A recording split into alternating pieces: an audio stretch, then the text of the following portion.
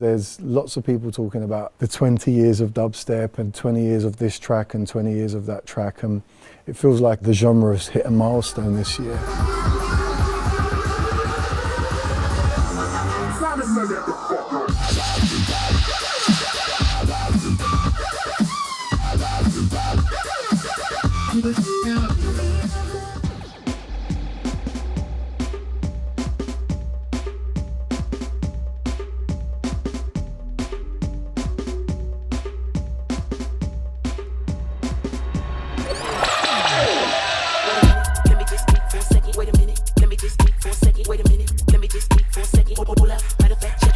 There's one narrative which does upset me when it comes to dubstep, and it's a very common narrative, which is that it fell off or disappeared. I actually don't think it ever went.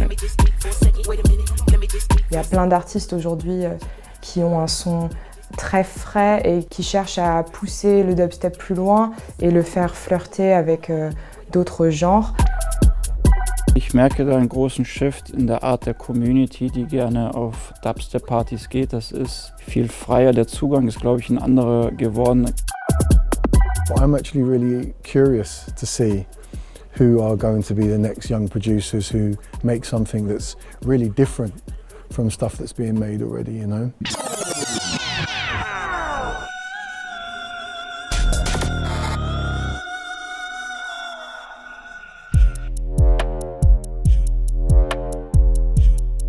The difference in what I feel when I'm in a techno club dancing compared to when I'm in a dubstep or bass music event. I feel with dubstep, there's so much space to have my own experience within the dance. I am Jungfia. I'm a DJ and producer based in Berlin. I grew up in London, where I was around a lot of bass music, a lot of UK sound. I would like to think I have the role of bringing that sound to Berlin. I've come to London to play at Hit and Run's 19th birthday, a sick party with Sinai Sound System, which is what I'll be playing on, Brixton Jam tonight.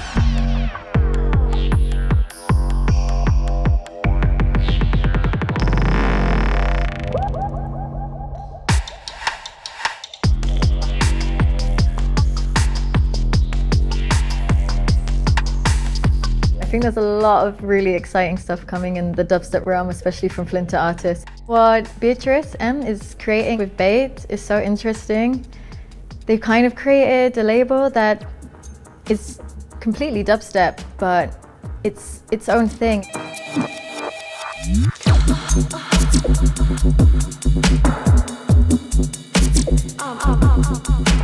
Mon label Bait, je l'ai créé en 2023. Et du coup, c'était un peu un moment où j'étais très intéressée par la dubstep technoïde, donc beaucoup ce que fait le label tectonique que gère Pinch et qui a été une de mes plus grandes inspirations. Donc l'idée, c'était un peu de représenter ces sonorités-là, mais avec un take un peu plus moderne et avec la nouvelle génération de productrices, notamment venant de la perspective française. Je m'appelle Béatrice M, j'ai grandi en France, mais mes deux parents sont anglais. Je mixe et je produis. Ici, on a mon premier dubplate. Un dubplate, ça fait vraiment partie de la culture dubstep et de tous les genres dans le sound system music. Les producteurs pressaient un morceau qui n'était pas encore sorti sur un vinyle exclusif, une seule copie, qui pouvait jouer et tester en club.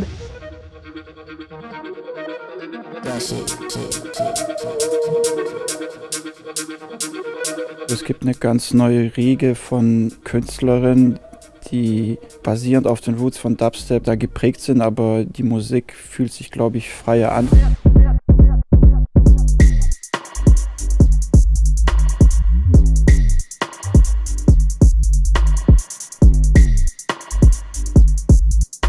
Ich bin Arthur Rieger, ich kümmere mich um die Auswahl der DJs bei Open Ground.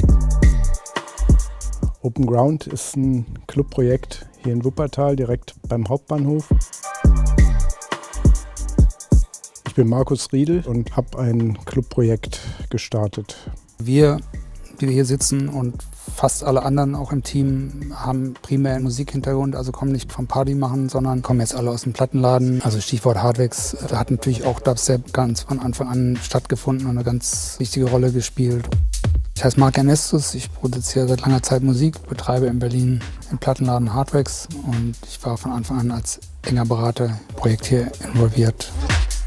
Also allgemein, glaube ich, in den letzten Jahren ist vor allem der Zugang zur Musik genreübergreifend universeller geworden. Also diese New School of Dubstep agiert freier in der Produktion, habe ich das Gefühl.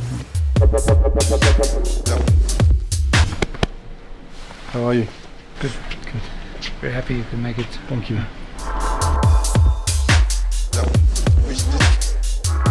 I'm actually really curious to see who are going to be the next young producers who make something that's really different from stuff that's being made already, you know.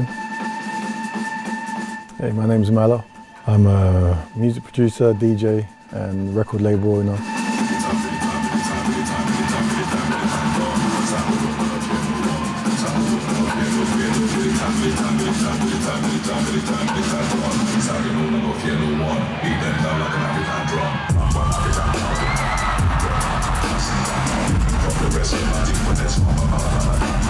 I got into dubstep in the beginning, well, before it was dubstep really, you know. We was already making music, you know. Some of the music that we were making could get played by DJs like Hatcha and Code 9. When I say we, I'm talking about the DMZ crew. Our event, DMZ at the Mass in Brixton, was our stomping ground, but it became a place where you would test music, you know. You would make dub plates, and other producers and other DJs would make dub plates to play at DMZ. When we were making music all those years ago, we never in a million years thought it was music that people would dance to. It just was a very kind of minimal, stripped back, sub-heavy electronic style, you know. We had no idea that people would actually get down to it on a sound system.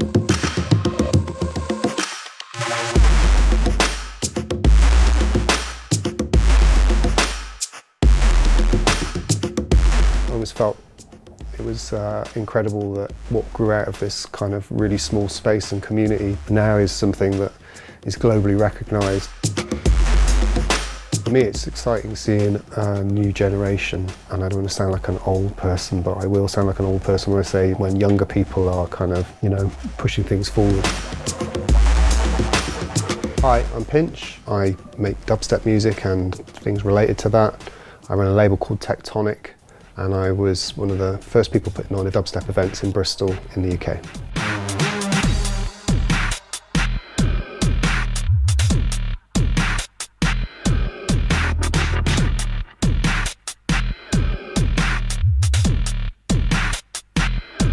In a way, dubstep happened because a lot of people got bored of everything else, and I think there was a thirst for that kind of exploring new spaces, taking some of the textures and sounds and influences and moving them in a different way. To us at the time, the rhythms felt uniquely different from everything else that was going on in dance music. As I say, there was just kind of lots of innovation happening. You know, there was so much new music being made and all of the music sounded different. The DMZ event started in 2005 and I was invited to play at the second DMZ event, and the second Subloaded that I put on, I invited DMZ to play. So there was a connection that kind of built from that era, and I was almost like a kind of weird little dubstep missionary going around trying to convert people who were into metalheads and jungle and various other kind of corners of music. In those early days, you know, 20-something odd years ago, it had a kind of fairly minimal beat and sonic and a rhythm that was perhaps more born from UK garage, connecting with grime, but in a kind of parallel sense. The beats were generally from 135 to 145 BPM.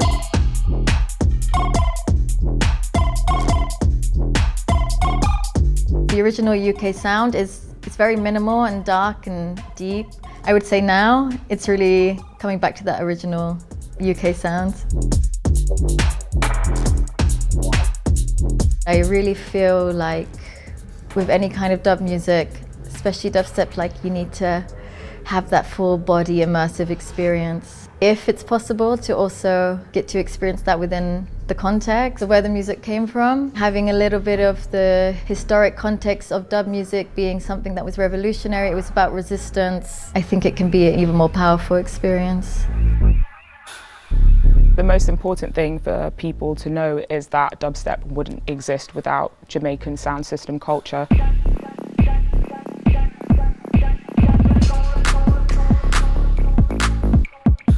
My name is Mia Coden. I am a music producer, a DJ, a wannabe archivist, and I'd say those are the three main things. A big part of the culture was the spaces it was in, who was looking after them. Like blues parties, for example, I'd say is another foundational thing, which are parties which they had for Black, Afro-diasporic and Caribbean immigrants who didn't have a place to go. They couldn't go to clubs. There was a lot of racism and political tensions back in the day, so blues parties were a very important space where you could hear some reggae, some ska, a lot of like inherently Black music.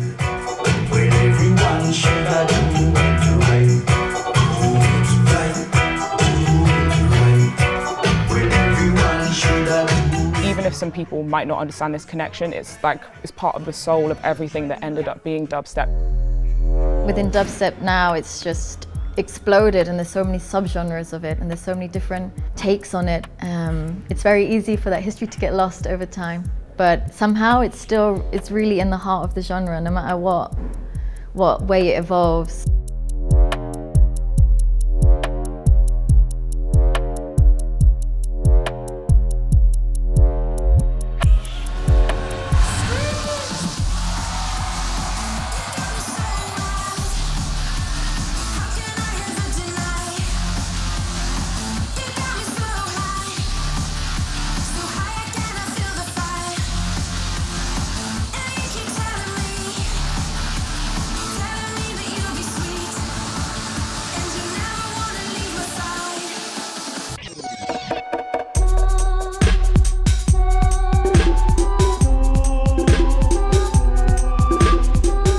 In 2010, with the kind of like the global explosion of dubstep with the American sound, I think for many of us it just meant that there was somewhat more opportunity, but there would only be a certain opportunity at a certain level if you were prepared to play a certain game or make a certain style of dubstep, which is something that I've never really leaned toward. You know, I've always continued to do things in my way. In regards to like the brostep era, I'd never like police what anybody listens to. It's like, I think looking back on that era now, I can see why some people do find it problematic for sure. But I also think one positive thing we could say is there has been a lot of like creativity and a lot of ways where people have like really pushed against it. So amazing things were like born out of the resistance to that. Il y a un terme que j'ai commencé à utiliser qui s'appelle sibling step. Donc sibling, c'est le mot à-genre en anglais pour dire frère et sœur. Et c'est un peu une réponse semi-blague au terme brostep, qui du coup tout est dans le nom, bro, c'est frère. Et c'est pas que en termes des gens qui le font, donc plus de personnes minorisées, mais c'est aussi en termes du son qui en ressort, qui n'est pas du coup cette dubstep classique, brostep, mais du coup une dubstep qui est beaucoup plus hybride, expérimentale et qui se mélange avec d'autres genres. Donc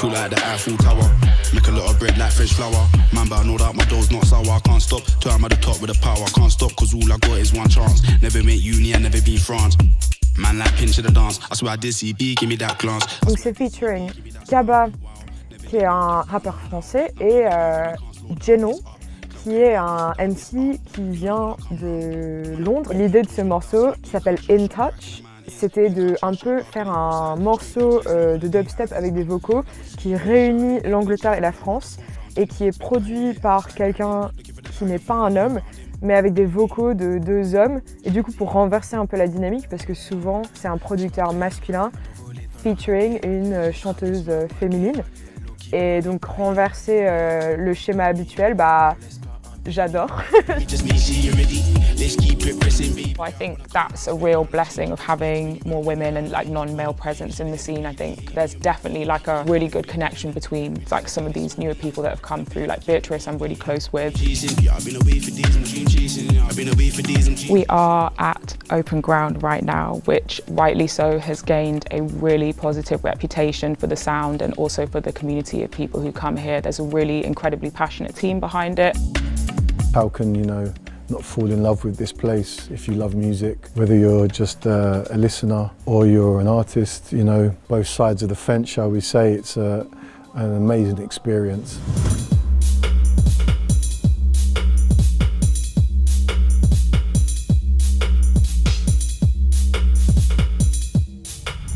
It sounds much better in here.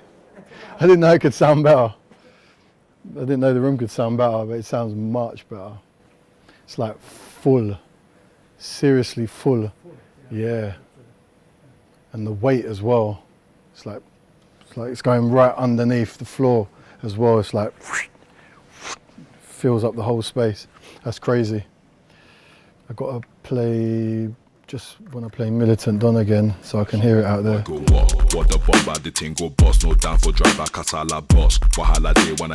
Ein großes Merkmal, das sich von anderen Clubs in der Region unterscheidet, ist, dass wir halt nicht nur ein Genre bedienen, sondern sehr viele unterschiedliche Genres versuchen auf der gleichen Ebene darzustellen. Das war von Anfang an ein wichtiger Teil, also dass Dubstep auch ein Teil vom Programm einfach darstellt bei uns, vor allem weil es halt sehr zeitgemäße Musik ist. Man hat halt diese Räume hier in Verbindung mit der Soundanlage und den Raum, lässt sich Dubstep einfach sehr präzise darstellen, wie die Musik auch wirklich produziert ist, und das ist halt im sehr tiefen Bereich dann.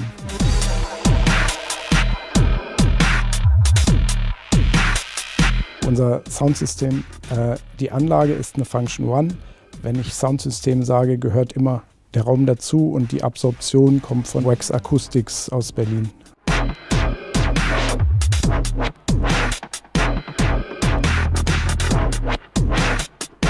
Das Publikum hier ist sehr divers, das ist ein riesengroßer Benefit. Gerade auch bei Dubstep-Nächten kommen sehr viele, auch internationale Leute, sehr viele Manchester, London, Belgien, Holland, viele aus Berlin. Ich merke da einen großen Shift in der Art der Community, die gerne auf Dubstep-Partys geht. Das ist viel freier, der Zugang ist, glaube ich, ein anderer geworden. Klar sind das viele Heads in dem Sinne, aber ich glaube, das geht mehr in die Breite und ist viel offener, was das Publikum angeht. For me, it's very interesting that there is a sort of revival of interest in dubstep music at the moment, and the kind of related scenes around it.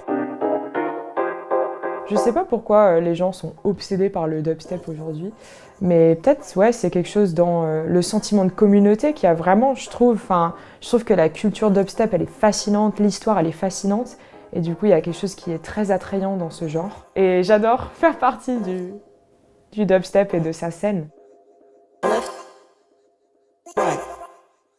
I do think there is a lot of connection and a lot of like genuine support. People actually are rating what each other does, and it's really special.